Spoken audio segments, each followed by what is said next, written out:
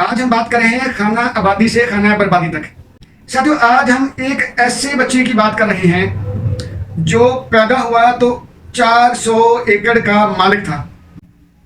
جب وہ پیدا ہوا تو اس کی زمینوں پر کام کرنے والے نوکروں کی تعداد 350 سے 400 تھی، اور جب وہ پیدا ہوا تو اس بچے کی فیملی کے پاس 3.5 بلین پاکستانی روپیز کی ویلتھ موجود تھی۔ ایک ایسا بچہ جو پیدا ہوا تو شاہانہ ماحول میں پیدا ہوا، اور دنیا کے بہترین ناول نگار میں اس کا شمار ہوتا ہے۔ لیکن وہی بچہ جو 400 ایکڑ کا مالک تھا، جس کی زمینوں پر 350 سے 400 لوگ کام کرتے تھے، جب وہ مرا تو ایک چھوٹی سی کٹیا میں، چھوٹی سی جھونپڑی میں مرا۔ اس کو ہم کہتے ہیں بسم اللہ الرحمن الرحیم۔ ساتھیو، آپ دیکھ رہے ہیں علم کی باتیں، اور آج ہم بات کر رہے ہیں ڈیل کارنی صاحب کی کتاب how to win friends and influence people, جس کا اردو میں ترجمہ ہوا ہے میٹھے بول میں جادو ہے۔ ساتھیو، آج ہم اس پہ بات کر رہے ہیں خانہ آبادی سے خانہ بربادی تک۔ آج ہم اس کا ایک ہی پورشن کر پائیں گے۔ ساتھیو، ہم بات کر رہے ہیں لیو ٹولسٹائی کی۔ لیو ٹولسٹائی ایک ایسا بچہ تھا جو 8 سپتمبر 1828 کو رشیا میں پیدا ہوا، اور ساتھیو اس کے بارے میں کہا یہ جاتا ہے کہ جب یہ پیدا ہوا تو اس کی فیملی کے پاس 400 ایکڑ زمین تھی، یعنی اس بچے کے پاس، یعنی لیو ٹولسٹائی کے پاس یا اس کی فیملی کے پاس 400 ایکڑ زمین تھی، جس کے اوپر تقریباً 350 سے 400 ملازم کام کیا کرتے تھے۔ اور اگر اس اماؤنٹ کو ہم پاکستانی روپیز میں بدلیں تو یہ تقریباً 3.4 یعنی 4.5 بلین پاکستانی روپیز بنتے ہیں۔ یعنی لیو ٹولسٹائی ایک ایسا ارسٹوکریٹک بچہ تھا جو پیدا ہوا تو شاہانہ ماحول میں پیدا ہوا۔ اس کا بچپن، اس کی نوعمری، اس کی جوانی، اس کی پختہ عمری ایک بہترین شاہانہ ماحول میں گزری۔ لیکن ساتھیوں، پر ایک موڑ آیا جس نے خانہ آبادی کو خانہ بربادی میں بدلا۔ ساتھیوں، آپ جانتے ہیں کہ لیو ٹولسٹائی ایک طرف تو دنیا کا مایا ناز رائٹر مانا جاتا ہے، ایک ایسا بندہ جو بولتا تھا تو اس کا ہر حرف مقدس اور معتبر سمجھا جاتا تھا، ایک ایسا بندہ جس کی زبان سے نکلا ہوا ہر لفظ ٹائپ رائٹر کے ذریعے محفوظ کر لیا جاتا تھا۔ اگر وہ یہ بھی بولتا کہ چلیں اب سونے کے لیے جانا چاہیے، رات کافی ہو گئی ہے تو اب سونے کے لیے جانا چاہیے، تو اس کے مداح، اس کے لکھنے والے، اس کو ماننے والے، اس کے پوجنے والے اس کا یہ جملہ بھی لکھ لیا کرتے کہ چلو اب سونے کے لیے بیڈ پہ چلتے ہیں۔ یعنی اتنا معتبر اور مقدس بندہ جس نے دنیا کا ایک بہترین ناول وار اینڈ پیس لکھا۔ ساتھیو، لیو ٹولسٹائی کی شادی ایک بہت اعلیٰ اور اہم موڑ ثابت ہوئی۔ لیو ٹولسٹائی نے 1834 میں لیو ٹولسٹائی نے 34 سال کی عمر میں شادی کی۔ جب اس کی شادی ہوئی تو اپنی عمر اس کی 34 ایئرز تھی، لیکن اس کی بیوی صوفیہ یا سونیا، اس کی عمر تقریباً 16 سال تھی۔ ٹھیک، 34 سال اور 16 سال، اتنا ایج ڈفرنس تھا۔ لیکن شادی کے شروعاتی سال بہترین سال ثابت ہوئے۔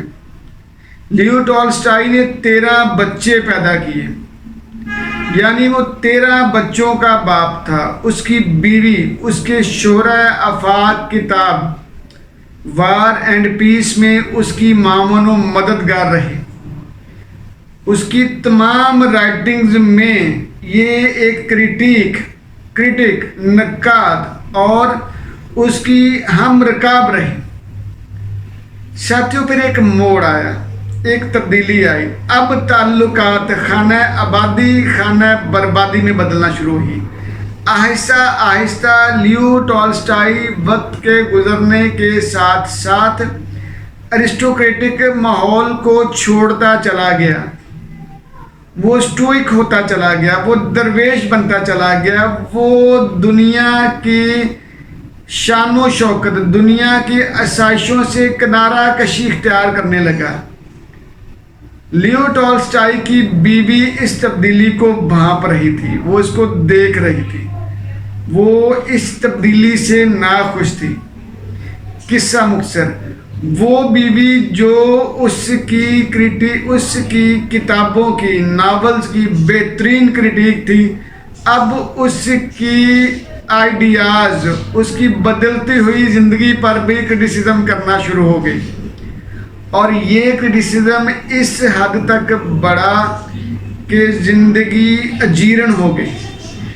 دنیا کا مایا ناز بندہ، دنیا کا بہترین سمجھا جانے والا اپنے دور کا بندہ، اپنی بیوی کے ہاتھوں مجبور، چھپتا پھرتا، اس سے کم نہیں کتراتا پھرتا۔ حالات یہاں تک آ گئے کہ لیو ٹالسٹائی کو بوجہ مجبوری اپنے آئیڈیاز کی وجہ سے اپنے گھر کو خیر آباد کہنا پڑا۔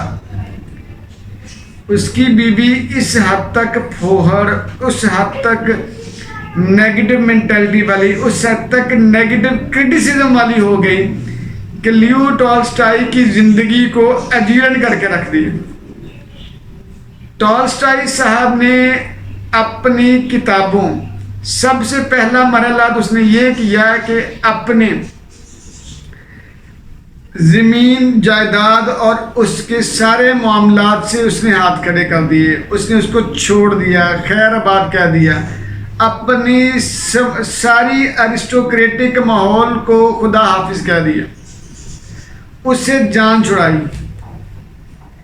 پھر اس نے اپنی تمام رائٹنگز، اپنی کتابوں سے ملنے والی رقم کو بھی لینے سے انکار کر دیا۔ یہاں پہ مسئلہ ہوا۔ اس کی بیوی اس سارے معاملات سے ناخوش تھی، وہ اب اس کی نیگیٹیولی کریٹیک ہو گئی۔ چنانچہ لیو ٹالسٹائی کو اپنا گھر چھوڑنا پڑا۔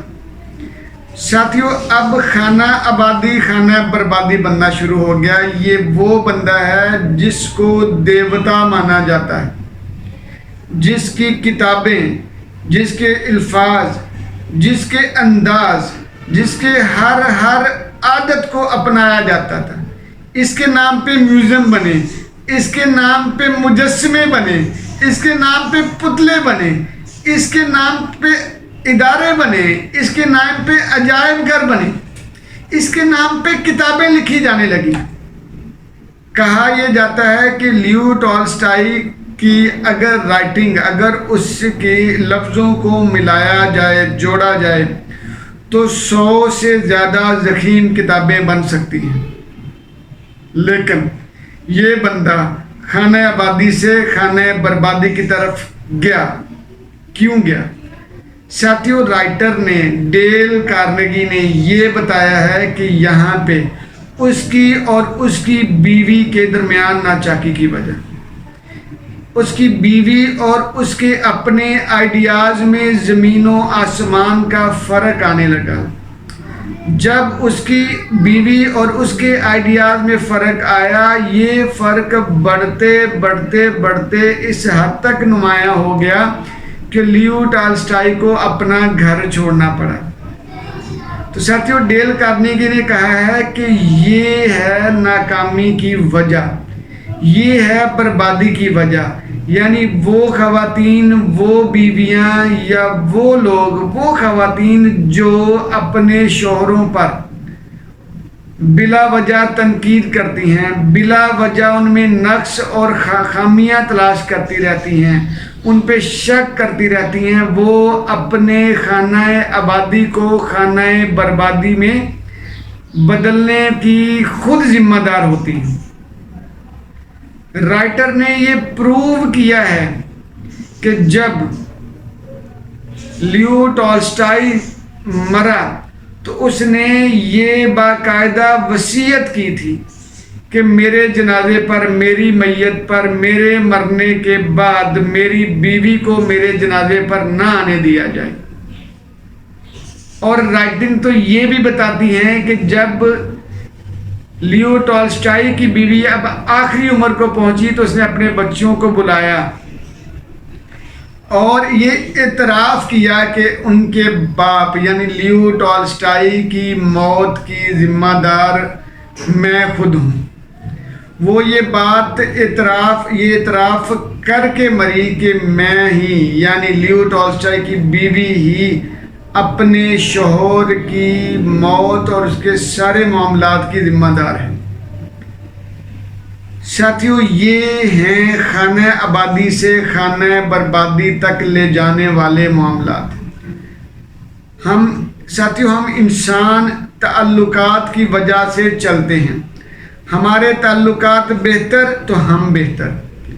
ہمیں اگر کامیابی حاصل کرنی ہے تو تعلقات کو بہتر بنانا پڑتا ہے۔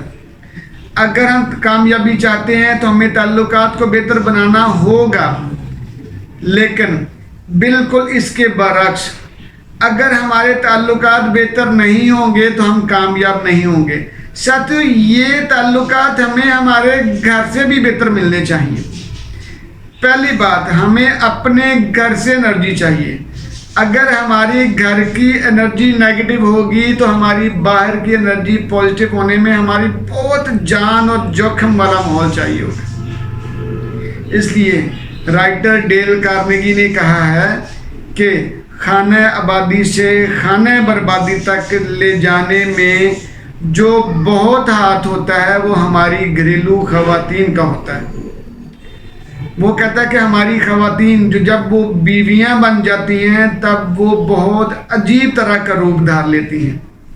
وہ اپنے شوہروں پہ شک کرتی ہیں، وہ اپنے شوہروں کی ہر حرکت کو کرٹیسائز کرتی ہیں، وہ بھی نیگیٹیولی۔ چنانچہ خانہ آبادی خانہ بربادی بن جاتا ہے۔ اس لیے رائٹر کا یہ کہنا ہے کہ اپنے خانہ آبادی کو آباد رکھیں، اپنے خانہ آبادی کو بہترین بنائیں، اس کو بربادی سے بچائیں۔ اگر آپ نے اس کو بربادی سے بچانا ہے تو اپنے آپ کو پازیٹیو انداز میں بدلنا ہوگا۔ اگر آپ اور آپ کے گھر والوں کے تعلقات پازیٹیو ہوں گے تو آپ کا گھر ایک خانہ آبادی والا گھر بنا رہے گا۔ بصورت دیگر آپ کا گھر بالکل ایسا ہی ہوگا جیسا کہ لیو ٹالسٹائی کا ہوگا۔ ساتھیو، یہ تھی ہماری آج کی علم کی باتیں۔ ہماری آپ سے گزارش ہے کہ ان علم کی باتوں کو عمل کی باتیں بنائیے گا، پھر دیکھیے گا کہ زندگی کتنی مزیدار ہوتی ہے، پھر دیکھیے گا زندگی کتنی خوبصورت اور ہلکی پھلکی ہوتی ہے، اور یہی ہمارا مطمع نظر ہے۔ جی جزاک اللہ جی۔